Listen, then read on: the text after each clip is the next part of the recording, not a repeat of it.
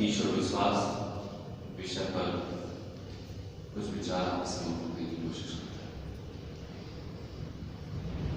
जब भी कोई सत्पुरुष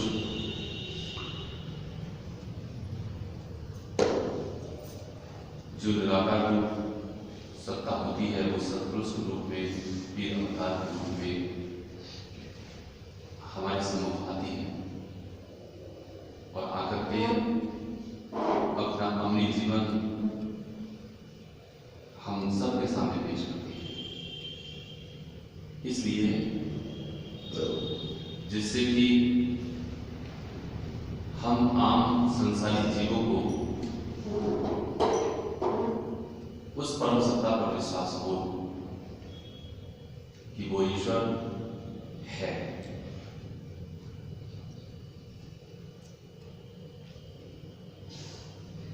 लेकिन हम सत्पुरुषों के जीवन को देखते हैं, सुनते भी हैं और न जाने कितने मनुष्य सुनाते भी हैं। सद्गुरुदेव महात्मा मगधराम जी महाराज ने ग्रंथ श्री समता विलास में हम सबको कहा कि जब समता धर्म का प्रकाश लोप हो जाता है उस वक्त फिर सत्पुरुष आकर अमली जिंदगी द्वारा प्रकाश दिखाते हैं। जब समता धर्म का प्रकाश लोप हो जाता है यानी ईश्वरीय तत्व जो पारब्रह्म परमेश्वर का है, जो जर्रे जर्रे में व्याप्त है, उसका नूर समाया है, हमें मालूम है।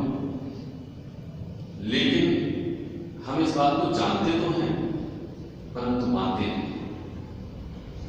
जितने प्रतिशत में हम मानते हैं उतने ही प्रतिशत में हम चल पाते हैं।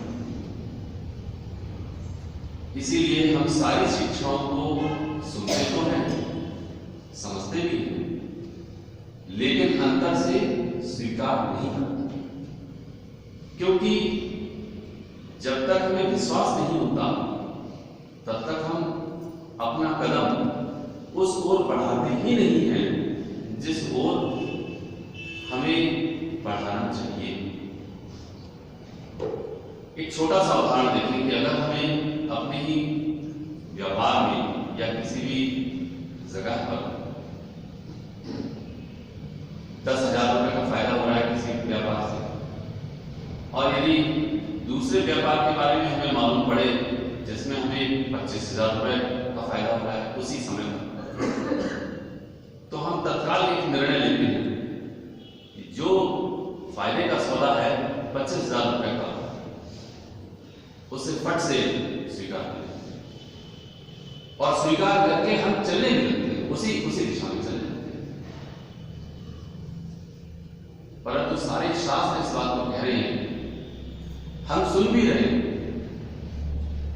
जब तक हमको फायदा नहीं नजर आता तब तक हम अपनी गति, अपनी दिशा सत्य की तरफ, ईश्वर की तरफ नहीं ही बढ़ा पाते हैं, चाहे हम कितनी भी कोशिश करें, क्योंकि ईश्वरीय विश्वास अपना है ही।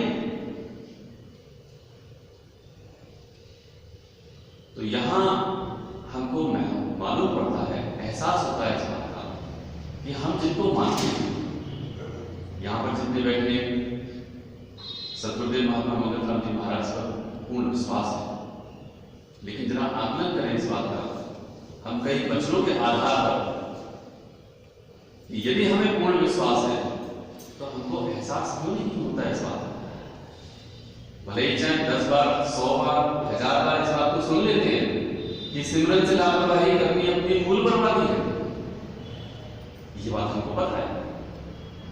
उम्र के मुताबिक सुबह और शाम हमें सिमरन करना लाजमी है। तो जब वहां पर कोई विकल्प ही नहीं दिया गया, हमारा कैसा विश्वास है कि सिमरन शाम का छूट जाए या सुबह का छूट जाए, हमें कोई फर्क नहीं पड़ता। और संसारी कामों में जब पता चलता है, किसी भी बात को लेकर के देखिए, संसारी कामों में हमें पता चलता है कि इसमें हमारा नुकसान हो जाएगा, भले ही चाहे वो नुकसान 100 रुपए का हो या 1000 का या 10,000 का, तो हम वो काम बहुत शीघ्रता से करते हैं, उसमें कोई लापरवाही नहीं करते। तो हमारा विश्वास कहां टिका हुआ है? हमारा विश्वास धन पे है कि धन जितना ज्यादा इकट्ठा होगा उतना सुख, उतना वैभव, उतनी शांति मुझको मिल जाएगी। सारे सुख का आधार जो मेरी ही देह है वो मुझे दिखाई देती है। इसीलिए जब तक हमें अपने गुरु पर या अपने ईश्वर पर पूर्ण भरोसा नहीं होगा, विश्वास नहीं होगा, तब तक हम इस बात को स्वीकार नहीं कर पाते। सुन लेते हैं, सुना देते हैं या समझ भी लेते हैं, लेकिन अंतर से स्वीकार नहीं करते। इसीलिए एक बार भगवान कृष्ण जब गीता का संदेश सुना रहे थे, उसमें तब एक स्थिति ऐसी आ गई थी कि भगवान कृष्ण ने सारा संदेश उनको सुना भी दिया, और सुनने के पश्चात अर्जुन फिर से कहते हैं, अर्जुन से के मुख से क्या वचन निकले? कहते हैं, हे केशव, आपकी बात मुझको समझ में तो आ रही है और मैं सुन भी रहा हूं, परंतु मेरी बुद्धि अंतर से स्वीकार क्यों नहीं कर पाती? अभी भी मेरी बुद्धि अंतर से स्वीकार नहीं कर पाती। तब भगवान कृष्ण कहते हैं, अर्जुन, तुम्हारी बुद्धि इसलिए स्वीकार नहीं कर पा रही है क्योंकि तुमने अभी भी मोह के सारे बंधन, सारे नाते, सारी रस्सियां तुमने अपने आप बांध रखी। जब तक मोह के सारे बंधन तुम्हारे अंदर से बने रहेंगे, तब तक कितना भी ज्ञान तुमको हम दे दें, अर्जुन, तुमको वो अंतर से स्वीकार नहीं होगा। इसलिए हम कितने भी सत्संग क्यों न सुने, कितने भी बातें क्यों न पढ़ लें, अंतर से जब तक हमको ये स्वीकार नहीं होगा कि जो कह रहे हैं कृष्ण, जो कह रहे हैं हमारे गुरु, वो यथावत 100%, 100% सत्य है। जैसे यदि 10% दान का सिद्धांत गुरु ने कहा है, सारे शास्त्रों ने कहा है, तो मुझे 10% हर हालत में निकाल देना चाहिए, इसमें मुझे कोई लापरवाही नहीं करनी। वो मेरी हानि के देने वाले। आज भी यदि मुझको इस बात पर विश्वास नहीं हुआ, तो क्या हम कह सकते हैं कि हाँ, हमें ईश्वर पर विश्वास है, गुरु पर विश्वास है, जिनको हम अपना मालिक समझते हैं? दास रखते हैं। खुद भी अवलोकन करें कि हम यदि गुरु की बात को नहीं मानते तो गुरु पर विश्वास क्या है? ईश्वर की बात, ईश्वर के शास्त्रों के आधार पर हमने अपने जीवन को व्यतीत नहीं करते, तो हमारा विश्वास किसे से देगा है? इसीलिए भगवान कृष्ण गीता में कहते हैं, यदा यदा हि धर्मस्य ग्लानिर्भवति भारतः अभ्युत्थानमधर्मस्य तदात्मानं सृजाम्यहम्। जब जब धर्म की हानि होती है, अधर्म का प्रचार प्रसार बढ़ जाता है, तब तब मैं अपने रूप को रचता हूं। और रूप को रच करके क्या करता हूं? साफ बात है, अपने अमली जीवन को पेश करके सबको ये दिखलाता हूं यहां किस प्रकार से जीवन को व्यतीत करना चाहिए, किस तरह से मुझे अपने सारे निर्णय लेने चाहिए। एक छोटा सा बच्चा अपनी माता पिता से यदि पूछे कि क्या मेहंदी में लाली है, क्योंकि मेहंदी का रंग हरा होता है, लेकिन माता पिता जो कि बड़े होते हैं, उनको पता है कि मेहंदी में लालिमा छुपी, इसी प्रकार से जैसे गन्नी में क्या चीनी है, बच्चे को नहीं पता। माता पिता कहते हैं हाँ गन्ने में चीनी है, दूध में घी है, क्या देह में आत्मा है? जो आवाज हमारी निकल रही है, आप सुन रहे हैं, आपकी निकल रही है, हम सुन रहे हैं, ये सांसों की सरगम चल रही है, ये किसके आधार पर चल रही है? एक छोटा सा बालक अपने ही माता पिता से पूछे तो उसके लिए पूछना सही है, जायज है, लेकिन हम जानते हैं इस बात को कि एक निश्चित विधि के आधार पर गन्ने से चीनी का उत्पादन होता है, निश्चित विधि के आधार पर दूध से घी का उत्पादन होता है। हम सब, आप सब माताएं ना रात को जमाते हैं, सुबह को मथते हैं, मक्खन निकलता है और घी निकलता है।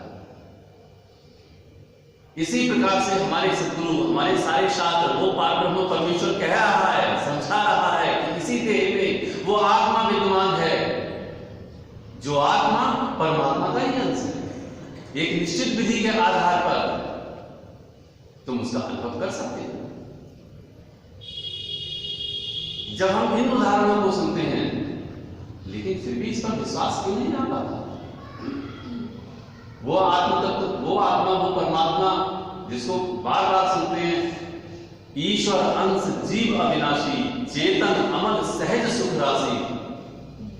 ईश्वर अंश, वो ईश्वर का अंश है, वो मेरे ही अंदर हित देशे अर्जुन दृष्टि कहते हैं, अहम आत्मा गुड़ा देश। तो सारी बात तो वो कह रहे हैं, लेकिन हम सुन भी रहे हैं इस बात को, और कई बातें, कई लाइनें याद भी हैं हमको, फिर भी हमको विश्वास नहीं। यदि विश्वास होता तो जो सत्ता पूरे ब्रह्मांड की मालिक है, जो पारब्रह्म परमेश्वर है, वो मेरे इतने नजदीक है कि इससे ज्यादा नजदीक इस पूरे ब्रह्मांड की, और वो पूरे ब्रह्मांड का मालिक है।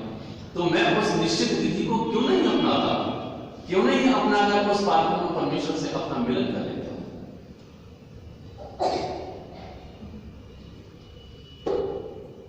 सारे शास्त्र कहते हैं उसको छोड़कर के दुखी दुख है।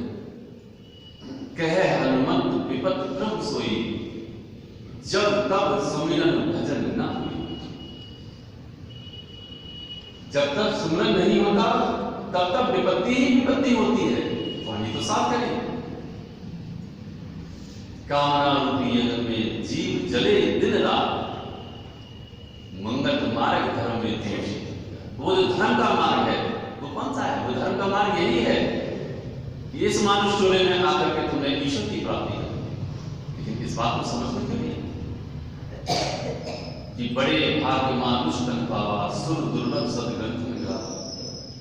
तो सारी वाणी तो बयान कर रही है कि हाँ, ये जो चोला मिला है वो किस बात से मिला है? वो उसी बात से मिला है कि मैं अपने उस अंशी, अर्थात मैं वो जीवात्मा अपने परमात्मा से मिलन करूं। वो हर पल पुकार रहे हैं, वो हर पल कह रहे हैं, क्या तू आज्ञाकारी कोई थे घटका। तो हम आज भी इस बात को नहीं सुनते, नहीं समझ पाते, क्योंकि हमारे विश्वास में आज भी कमी है। वो ईश्वर हमें विश्वास दिलाता है। हमारे गुरुदेव की घटना को सुने, हम देखिए एहसास करें उस बात का, क्योंकि वो शक्ति हमारे लिए विश्वास दिलाई और उन्होंने स्वयं विश्वास दिलाया।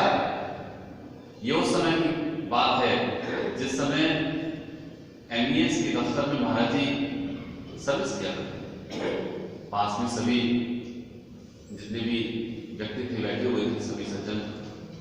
भक्त प्रहलाद की घटना थी, सभी कह रहे थे अरे शास्त्रों में कुछ का कुछ लिख देते हैं, होता कुछ और होता है, लिख कुछ और देते हैं। महाराज जी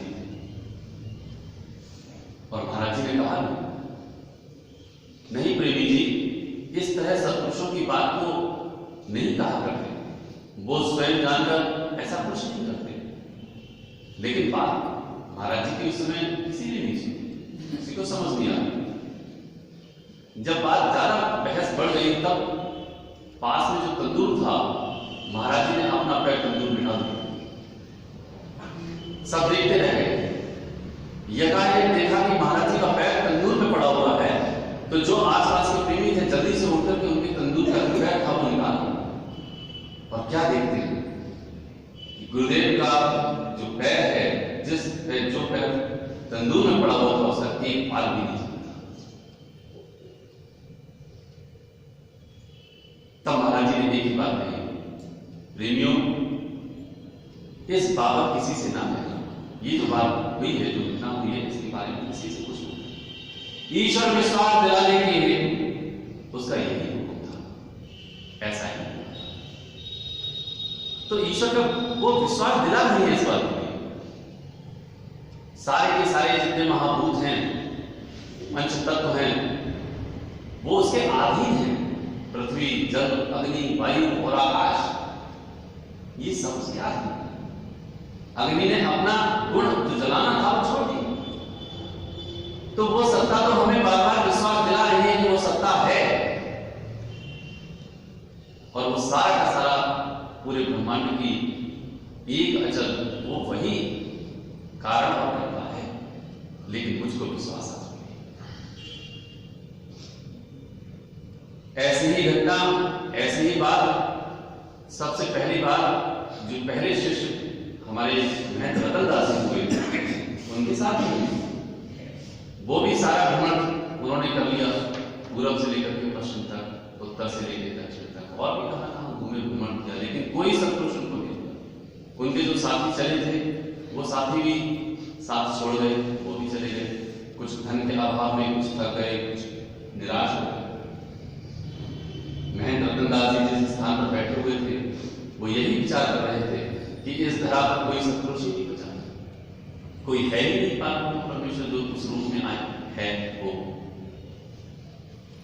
तब महाराज जी उनके सम्मुख खड़े होकर के उनके मन की बात को स्वयं अपने मुंह से कहने लगे। तब महेंद्र रतनदास जी ने कहा कि ये तो मेरे मन की बात है, ये आप कैसे जानते, ये आप कैसे कह रहे? महाराज जी कई बार कहा, बोले मैं तो यूं ही कह रहा था। तब महेंद्र रतनदास जी ने कहा था कि गुदड़ी के लाल, आप छुपे हुए हैं, आप हमें नहीं बताना चाहते। तब उन्होंने पैर पकड़ लिए कि आप मुझे दीक्षित कीजिए, आप मुझे आशीर्वाद दीजिए। तब जाकर उन्होंने पहले शिष्य का सौभाग्य प्राप्त, और महाराज जी ने उन्हें तत्काल दीक्षित किया भी, और उस स्थिति का अनुभव करा दिया। ये बात देखिए, जिस स्थिति का अनुभव कि वो पाद थे, और वो अनुभव की स्थिति जब आई, तब उनको पूर्ण विश्वास हो गया कि हाँ, इस तरह का वो परमेश्वर की स्वरूप आता। और तो और अहमदाबाद जब वापस पहुंच गए महेंद्र रतनदास जी, तब भी वो खुमारी खत्म नहीं हुई। वो स्थिति, वो अनुभव था, वो अंतर की स्थिति, वो 7 दिन तक खुमारी हुई थी। लेकिन 7वें दिन के पश्चात वो स्थिति नहीं चली गई। महेंद्र रतनदास जी बड़े व्यथित हो गए। वो विचार करने लगे कि आखिर वो स्थिति कैसे आई। वो वापस जब गंगोटिया पहुंचे तो सबसे पहले महाराज जी से यही पूछा, महाराज जी, वो स्थिति, वो जो खुमारी है, वो जो अनुभवता है, वो नहीं प्राप्त। अब देखो महाराज जी क्या कहे, ईश्वर के हुक्म से ऐसा होना था, तुम्हें विश्वास दिलाना था, अब खुद पकाओ और खुद खाओ। इसका मतलब क्या है कि गुरु विश्वास दिला रहा है, वो पारब्रह्म परमेश्वर, वो शक्ति विश्वास दिला रही है। क्या विश्वास दिला रही है? जो महाराज जी ने स्वयं कहा कि जब संता धर्म का प्रकाश डूब जाए, उस वक्त सत्पुरुष आकर अपने जीवन का प्रकाश दिखलाते हैं। वो विश्वास नहीं दिला रहा। तो हर वक्त हमें वो सत्ता विश्वास दिलाती है, ईश्वरीय विश्वास दिलाती है, लेकिन हम फिर भी नहीं समझ पाते। ये हमारी भूल है, ये हमारा आज्ञा है। आज भी सदगुरुदेव महात्मा मंगलनाथ जी महाराज को यदि हम मनुष्य रूप को ही देखें तो हमारी मूर्खता ही है, बेवकूफी ही है और कुछ नहीं। क्योंकि वो मनुष्य हो ही नहीं सकता। मनुष्य समझना तो बिल्कुल फिजूल, बिल्कुल बेवकूफी है। तो हम उनको साधारण नहीं समझते हैं। उदाहरण बहुत है, लेकिन हम सुने, हम समझे और हमारे अंदर में विश्वास आ जाए तब की बात है। जैसे ग्रंथ श्री समता विलास में एक वचन है जो देवी देवताओं और ग्रहों की पूजा का सिद्धांत है। हमारे सारे सत्पुरुष, सारे शास्त्र एक ही बात कहते हैं। वो कहते हैं कि प्रारब्ध कर्म को कोई शक्ति बदलने वाली नहीं है। इस वास्ते कर्मों अनुसार सुख दुख जरूरी मिलता है, कोई रक्षा नहीं कर सकता। इस वास्ते ईश्वर शक्ति का भरोसा छोड़कर इन वहमों का भरोसा रखना कभी भी सुखदायी नहीं हो सकता। जो हमारा प्रारब्ध है, जिसको हम किस्मत करके कहते हैं, भाग्य करके कहते हैं, उसको कोई शक्ति बदलने वाली नहीं है। यदि आज भी हम और आप पंडित जी के चक्कर में आए और उस प्रारब्ध को, उस भाग्य को बदलने की कोशिश करें तो हमसे बड़ा मूर्ख और कौन होगा। कोई शक्ति ऐसी है ही नहीं जो मेरे प्रारब्ध को बदल सके। जो घटना घटने वाली है वो घटना होकर रहेगी। मैं और आप कोई नहीं बदल सकता, पूरा ब्रह्मांड नहीं बदल सकता।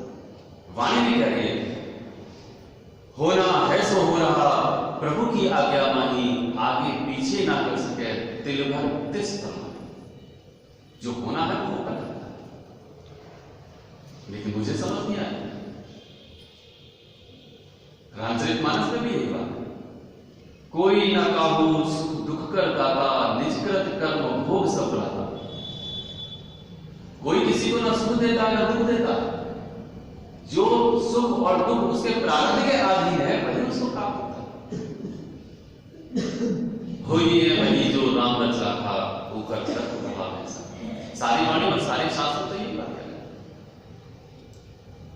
लेकिन आज भी हम पंडित जी के चक्कर में पड़ करके अपनी जन्मपत्री दिखलाते हैं, हाथ दिखलाते हैं, रेखाओं को दिखलाते हैं और पंडित जी साफ साफ कहते हैं तुम्हारे ऊपर तो राहु और केतु की बड़ी महादशा है। कोई 2.5 साल की है और कोई 7 साल की है।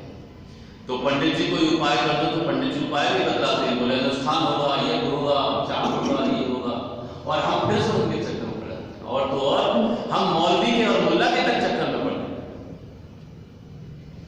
और कहना नहीं चाहिए, यहां पर नगों का इस्तेमाल करते हैं कि ग्रह हमारे शांत हो जाए। कोई बाजू में हाथ में जो है कोई लगाता है, कोई मलिक गले में पहनता है, पता नहीं क्या करते हैं। उस ईश्वर का भरोसा छोड़ करके हम और वस्तुओं पर और शक्ति पर भरोसा करना शुरू कर देते। अरे आज का कर्म कल का प्रारब्ध बनेगा। कल का किया हुआ कर्म आज मेरे प्रारब्ध के रूप में सामने आया है, उसको कौन बदल सकता है? अरे जो बोया है वही तो काटेंगे। ऐसा कोई संसार में मनुष्य है जिसने देखा हो कि आम का बीज बोए और बबूल का पेड़ हो गए, या बबूल का बीज बोए और आम का पेड़ हो गए? ये तो वही बात हो गई कि बबूल का बीज बोया, आज मुझे दुख कांटे के रूप में मिल रहा है, तो मैं यतन ये कर रहा हूं कि बबूल के पेड़ पर आम आने लगे बस। ये तो वही बात है। इसीलिए शास्त्रों की बात को हमें समझना चाहिए, गहराई से मनन और चिंतन करना चाहिए। सत्पुरुषों के जीवन को गहराई से हमें सुनना चाहिए, पढ़ना चाहिए, तब जाकर के हमको विश्वास होता है। एक बार एक प्रेमी ने महाराज जी से क्या प्रश्न पूछा, क्योंकि अब अंत में हम उस प्रश्न और उत्तर को समझें कि किस प्रकार से हमको विश्वास आ सकता है। महाराज जी से पूछा, महाराज जी ईश्वर पर विश्वास किस प्रकार आ सकता है? हम अब तक ये अवलोकन अपना करें कि हमको कितना विश्वास है। अब हम उसका अवलोकन गहराई से और सुने और समझें कि हमें किस प्रकार से विश्वास आ सकता है। वो कैसा विश्वास कि जिसको सुनकर के हम अपना जीवन बदल सकते हैं। यदि हम आज ये कहते हैं कि मेरा बड़ा विश्वास है ईश्वर पर, गुरु पर, लेकिन मेरा जीवन नहीं बदला, इसका मतलब है कि मेरा विश्वास में कहीं ना कहीं कमी है। तो मैं अपने ही विश्वास को किस प्रकार से और दृढ़ करूं जिससे कि मेरा जीवन गुरु के मार्गदर्शन के अनुसार, शास्त्र के मार्गदर्शन के अनुसार बदल सके। यदि नहीं बदल रहा तो कहीं ना कहीं मेरे विश्वास में कमी है। तो सुने कि महाराज जी ने 3 स्थितियों को बताया है। कहा है, प्रेमी जी, संसार के कष्ट कर्म चक्रवश तुझ पर आ जाए और कोई सहारा नजर ना आए, तब ईश्वर पर विश्वास दृढ़ हो पाता है। इसका मतलब है कि दैव योग से मेरे ऊपर ऐसे कष्ट कर्म चक्रवश आ जाए जिस स्थिति में मुझे कहीं नजर ना आए कोई सहारा, तब मुझे नजर आता है ईश्वर का सहारा, प्रभु का सहारा, गुरु का सहारा। तब मेरी विश्वास, तब मेरा जो ईश्वरीय विश्वास होता है, गुरु का विश्वास होता है, तब वो दृढ़। और गुरुदेव दूसरी बात कहते हैं कि यदि बुद्धि कुछ पवित्र हो, अर्थात कुछ विकार कम हो और संत सत्पुरुषों द्वारा ईश्वर पर विश्वास हो, तब उसका आ सकता है। इसका मतलब है कि जब बुद्धि मेरी कुछ पवित्रता में हो, अर्थात मेरे विकार कुछ कम हो, महाराज जी कहते हैं, और संत सत्पुरुषों के वचनों के आधार पर, उनसे मिलन के आधार पर, तब बुद्धि में ईश्वर का विश्वास दृढ़ हो सकता है। और तीसरी बात है गुरुदेव ने कही कि किसी प्रकार भी शरीर के नाश होने का निश्चय इस जीव को हो जाएगा। शरीर के नाश होने का निश्चय इस जीव को हो। तो हम सबको पता है इस बात का कि हम सबको मरना है, या यूं कहें देह का अंत होना है, ये मैं जानता हूं। लेकिन जानने में और मानने में बहुत फर्क है।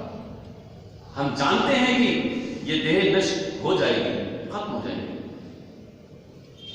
जिस देह को हम समझते हैं कि मैं मर जाऊंगा, साफ साफ है, लेकिन जानने में और मानने में बड़ा फर्क है।